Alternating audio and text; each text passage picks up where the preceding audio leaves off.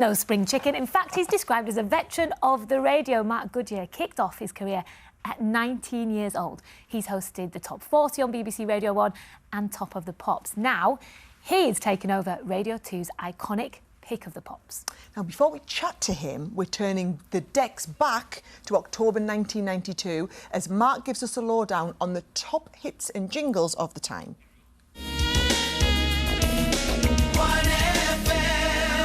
This is BBC Radio 1 FM, UK, where we play American music, Swedish, German sort of hybrid music, Jamaican music, British music, like the Bizarre, Inc. and that kind of thing, Tasmin Archer, and where we also play Jam's jingles, because they're the best.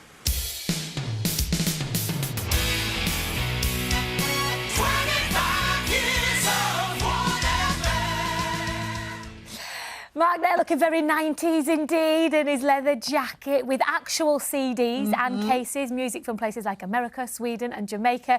Mark, you're joining us now. You were enjoying that, weren't you? Little trip down memory lane. Yeah, definitely no spring chicken, you're right.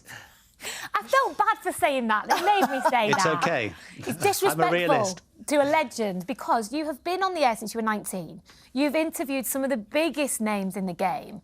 I mean, at this point of your career, is it possible to say, you know, some highlights? What do you look back on and think, that was a good bit? I think getting to Radio 1 in 1987 when I was very young. In fact, my first show was on Boxing Day, and I was so nervous I couldn't eat my Christmas dinner the day before. And I had a succession of 13-week contracts at Radio 1 for 2 years, so they really weren't sure, were they? And somehow we fast forward to now, and this is just like the best thing that ever happened. It was definitely not in the script. Oh, now, hey, so it's a new chapter in your radio career this Saturday because you're taking over as the host of Pick of the Pops. How does it feel? Well, it's an honour, really, and, you know, I have done the Odd Chart show in the past, so I think I know what I'm doing, but this show has been, you know, in people's lives forever. I loved Alan Freeman back in the day. He was the one who made this show for me, but lots of other great broadcasters have done it. Paul Gambaccini, Tony Blackburn among them, and my dear friend Steve Wright. So I have a lot to live up to. I'm taking nothing for granted, and I'm going to work very hard at it. Oh, yeah, but, you know, you mentioned some names there, and like yourself, you guys have sat alongside so many people, being in people's cars, in their kitchens, in key moments. You know, you mentioned Steve Wright there, who sadly passed away in February, a good friend of yours, and, you know, testament to him and the work that you guys do. My dad never knew Steve Wright, but he really felt like a friend of his had died, because what you do is sit alongside people. You must miss Steve dearly. Well, yeah, I mean, Steve was a one-off, and so to talk about him for a second, he made a world that he invited everybody to be in, and we were all in it. So whether you were a listener or a fellow professional, you listened because you loved it. And when I listened to Steve Wright, I forgot the fact that he was my colleague and my mate, and I just marvelled at how incredible a place he created for us for 3 hours every afternoon. And, you know, when I was learning how to do this in the early 80s, he was already on the radio. And so he was a hero who became a friend. Amazing bloke, sadly missed.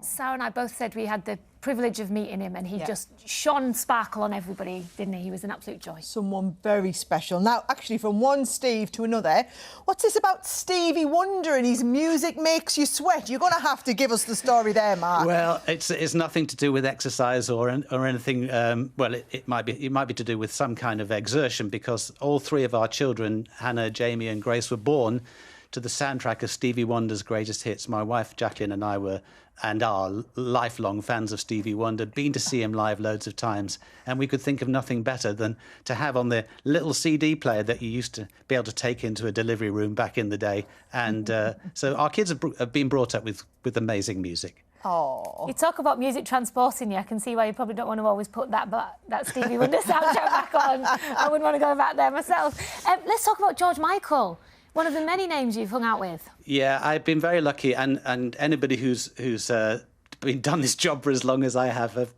met people, the great and the good, and new bands starting out. And George Michael, I thought, was an amazing character. I'd go so far as to say he's sort of underrated because he's not only one of our greatest ever singers, but he's also one of our greatest ever songwriters.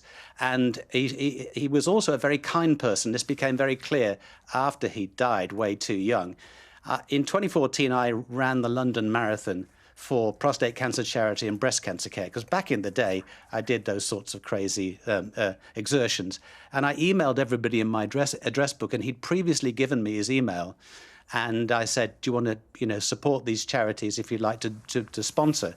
And I got a call from the lady in his office the next day, and she said, George would like to give £10,000. And I was completely blown away by that. But he really did this all the time. But I give that as an example of, we sometimes see one side of famous people, but they do very different things. And he was definitely one of the most generous. Oh, incredible. That's fabulous. Now, I'm thinking ahead to this Saturday's, the first Pick of the Pops. It's 1 o'clock on Saturday. What can we expect if we tune in? Well, you might hear a bit of George Michael's composition. You'll hear 1986, which is a fantastic year in what is now thought of as being an amazing decade for music, the 1980s, and then 1998. So whatever generation you are, there's going to be something for you on that show, Saturday at 1. And can I just ask you, Mark, so you had a health scare back in 2016, didn't you? You had a stroke and it almost threatened your future on the radio. I mean, how are you now? I'm good now. I think that anybody who's been through a challenging illness will know that, you feel lucky to be alive. And, I definitely, in my case, I had 2 strokes in quick succession, because if you've had one, you're quite likely to have another. But I'm very well medicated now, so I don't feel at terrible risk. But there was a time when I couldn't speak, and if this is all you've done, as it was for me for 3 or 4 decades, it was quite a scary place to be. I did singing lessons, and a wonderful singing teacher taught me how to speak again.